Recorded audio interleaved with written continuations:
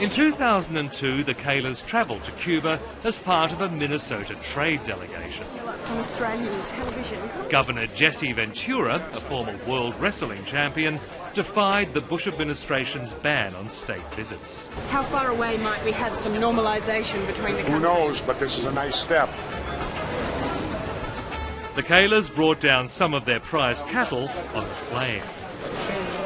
Castro had little interest in meeting big agribusinesses. That would be about 200 pounds. Instead, he took a shine to Ralph and his sons Cliff and Seth.